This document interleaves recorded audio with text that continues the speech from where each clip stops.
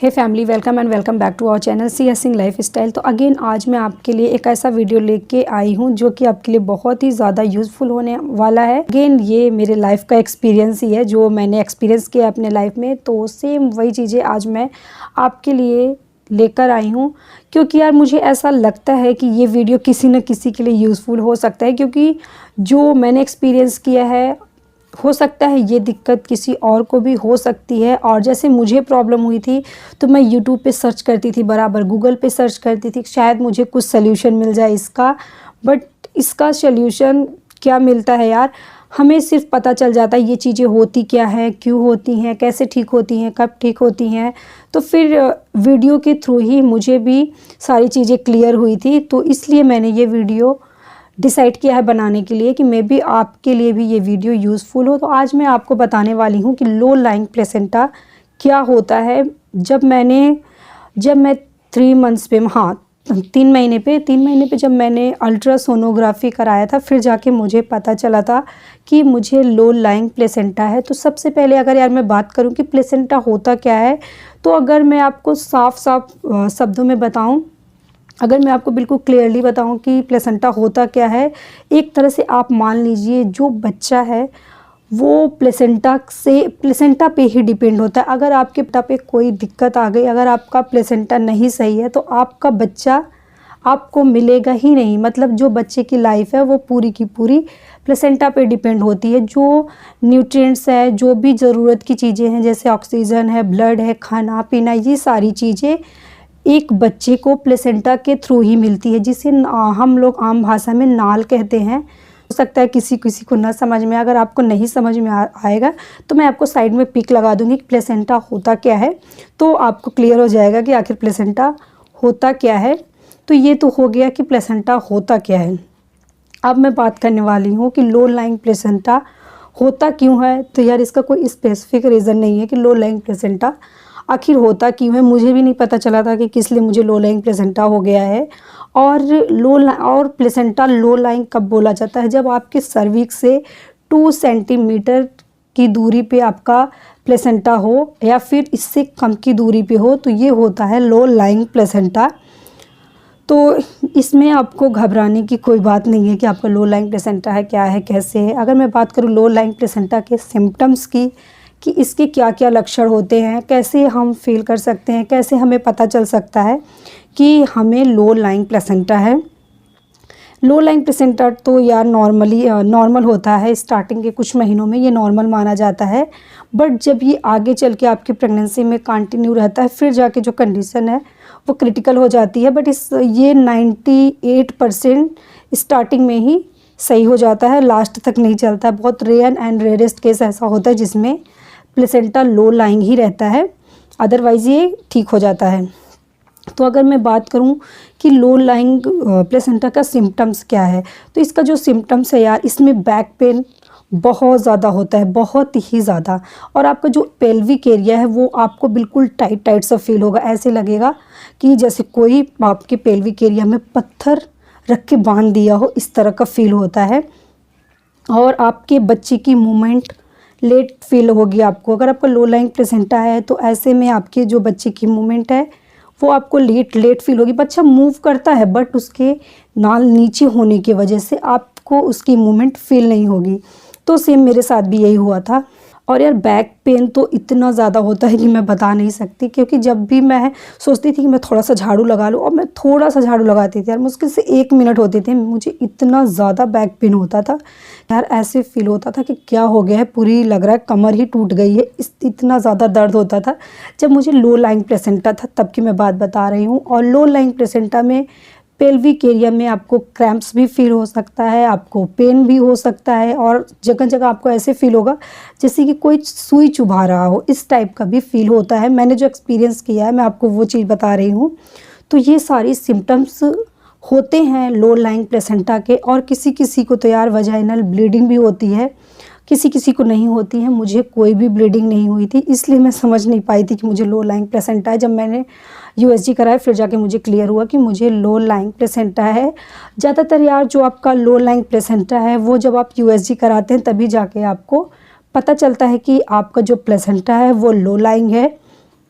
तो आप बिल्कुल भी टेंशन न लीजिएगा। जिसका भी लो लाइंग प्लेसेंटा है तो टेंशन लेने की कोई भी ज़रूरत नहीं है, इससे आप ठीक कर सकते हैं। थोड़ा सा आप अपना ध्यान रखिए, ये ठीक हो जाता है। तो मैं अगर बात करूं कि मैंने अपना लो लाइंग प्लेसेंटा कैसे ठीक किया था, तो आज मैं इसी पे सबसे ज़्यादा डिटेल में बात करने वाली हूँ कि जो मेरा लो लाइंग प्लेसेंटा है वो कब कैसे ठीक हुआ है। तो जब मैंने 3 मंथ्स पे अल्ट्रासाउंड कराया था, फिर मुझे जाके पता चला था कि मुझे लो लाइंग प्लेसेंटा है, और मैं उसके सारे सिम्टम्स भी फील करती थी। बहुत सारी वीडियो देखती थी कि ये क्या होता है, इससे आगे चल के क्या दिक्कत होने वाली है। मतलब वही निगेटिविटी यार, वही निगेटिविटी। मतलब पॉजिटिव तो हम कहीं सोचना ही नहीं चाहते, सबसे बड़ी प्रॉब्लम हमारी यही है। बट आपको परेशान होने की ज़रूरत नहीं है, क्योंकि मैंने एक्सपीरियंस किया है। मैं थोड़ी टेंशनाइज थी, बट मैं आज आपको बता दे रही हूँ कि आपको टेंशन लेने की कोई ज़रूरत नहीं है। बिल्कुल स्ट्रेस नहीं लेना है, आपको फ्री माइंड रहना है। अगर आपका लो लाइंग प्लेसेंटा है तो वो ठीक हो जाता है। वैसे आपका जो लो लाइंग प्लेसेंटा है वो 4 to 5th मंथ में ठीक हो जाता है। बट अगर आपका ये आगे तक चला, अगर लो लाइंग प्लेसेंटा और भी रहा तो ये बहुत गया 6 मंथ तक, मतलब सेकेंड ट्राइमेस्टर रहता है। उसके बाद सेकेंड ट्राइमेस्टर के बाद 98% ये ठीक हो जाता है। 2% ही ऐसा होता है यार कि आपकी प्रेगनेंसी तक ये चलता है लो लाइंग प्लेसेंटा, अदरवाइज़ ये ठीक हो जाता है। सबका ठीक हो जाता है, मेरा भी हुआ है और मैंने बहुत सारे लोगों को देखा है अपने रिलेशन में, उनका भी ठीक हुआ है। तो इसलिए टेंशन वाली कोई बात नहीं है इसमें।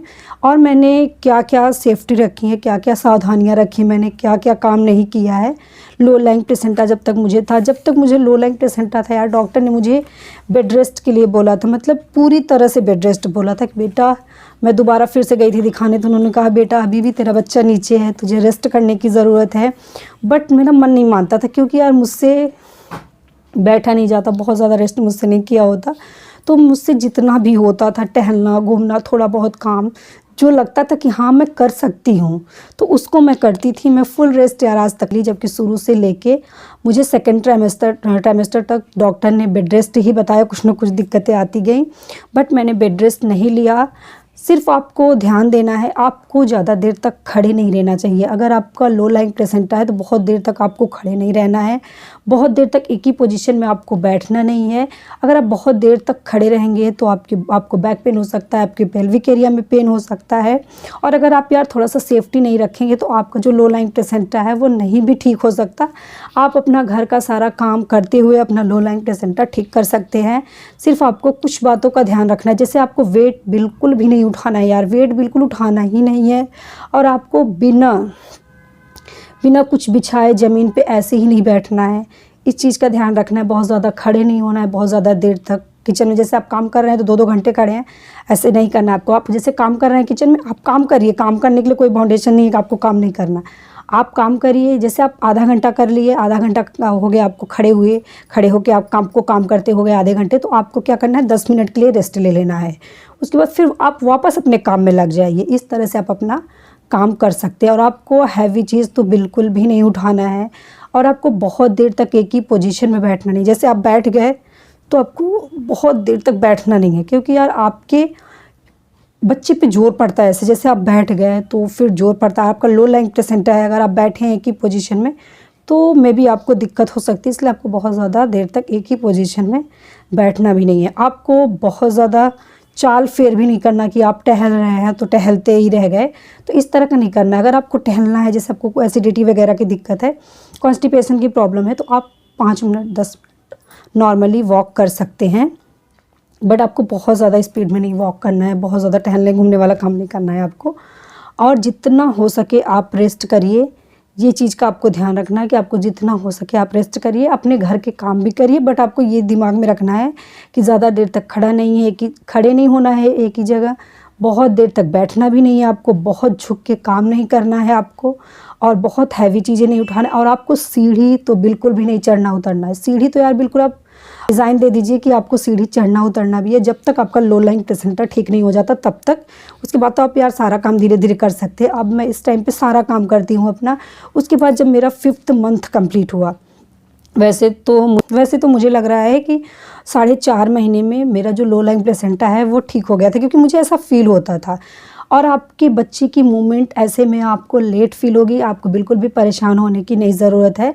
वैसे भी बच्चे 4th मंथ 5th मंथ में ही मूवमेंट स्टार्ट करते हैं, बट अगर आपको मूवमेंट नहीं फील हो रही है तो कोई टेंशन की बात नहीं है। लो लाइंग प्लेसेंटा में बच्चे की मूवमेंट थोड़ी लेट फील होती है, मुझे भी लेट फील हुई थी, काफ़ी लेट फील हुई थी, बट इसमें आपको परेशान होने की कोई बात नहीं है। जब मेरे बच्चे की मूवमेंट मुझे फील होने लगी, फिर मैं समझ गई जो मेरा लो लाइंग प्लेसेंटा है वो ठीक हो गया। फिर उसके बाद जैसे ही मेरा 5th मंथ कंप्लीट हुआ था, उसके बाद 5th मंथ कंप्लीट होने के बाद 4-5 दिन हुए थे, फिर मैं गई थी अल्ट्रासोनोग्राफी कराई थी। फिर जाके जो मेरा रिपोर्ट है यार, वो पूरी तरह से नॉर्मल था, मतलब कुछ दिक्कत ही नहीं थी। लो लाइंग प्लेसेंटा भी ठीक हो गया था, बच्चा भी बिल्कुल हेल्दी था, सारी चीज़ें सब कुछ ठीक थी। और हाँ, एक बात का और ध्यान रखना है कि अगर आपको लो लाइंग प्लेसेंटा है तो आपको ट्रैवल बिल्कुल भी नहीं करना है। प्लीज़ इस बात को आप अच्छे से बांध लीजिए कि आपको सफ़र बिल्कुल भी नहीं करना है, ना ट्रेन से, ना बस से, ना बाइक से, ना कार से, किसी भी चीज़ से आपको ट्रैवल करना ही नहीं है। इस चीज़ को आप ध्यान रखिएगा, क्योंकि उसमें झटके वगैरह लगते हैं तो आपको ब्लीडिंग स्टार्ट हो सकती है। अगर आपको ब्लीडिंग नहीं हो रही है लो लाइंग प्लेसेंटा में तो आपको ब्लीडिंग स्टार्ट हो सकती है, और अगर आपको ब्लीडिंग हो रही है तो ब्लीडिंग बहुत ज़्यादा बढ़ सकती है। इसलिए आपको ये सारी चीज़ें अपने दिमाग में रखना है। मुझे भी यार आना था जहाँ हम रहते हैं अपने मायके से, तो सिर्फ लो लाइंग प्लेसेंटा की वजह से मैं नहीं आ पाई थी, क्योंकि मुझे ट्रैवल करने के लिए मना किया था डॉक्टर ने। तो फिर जब मैंने अल्ट्रासोनोग्राफी जब कराया 5th मंथ के बाद, फिर सारी चीज़ें ठीक थी, फिर मैं आ गई वापस अपने घर। ये सारी चीज़ें आप दिमाग में रखिए और निगेटिविटी बिल्कुल भी ना लाइए, सारी चीज़ें ठीक हो जाती है। मुझे भी सब कोई कहता था ठीक हो जाएगा, ठीक हो जाएगा, बट मन नहीं मानता था। बट मैं आपको कह रही हूँ ठीक हो जाएगा। अगर आपको लो लाइंग प्लेसेंटा है तो ठीक हो जाएगा, आपको परेशान होने की ज़रूरत नहीं है। बस जो मैंने चीज़ें आपको बताई हैं, बस आप उसे फॉलो कर लेंगे, सब कुछ ठीक हो जाएगा। तो ये मेरा एक्सपीरियंस था लो लाइंग प्लेसेंटा का, जो मैंने एक्सपीरियंस किया है, तो वही सारी चीज़ें मैं आपको बता दी हूँ। मे बी आपके लिए वीडियो यूज़फुल हो, कुछ इन्फॉर्मेशन मिले हो हमारे इस वीडियो से, तो मेक श्योर वीडियो को लाइक ज़रूर कर दीजिएगा। तो चलिए मिलती हूँ आपसे नेक्स्ट वीडियो में, तब तक के लिए बाय बाय, थैंक यू।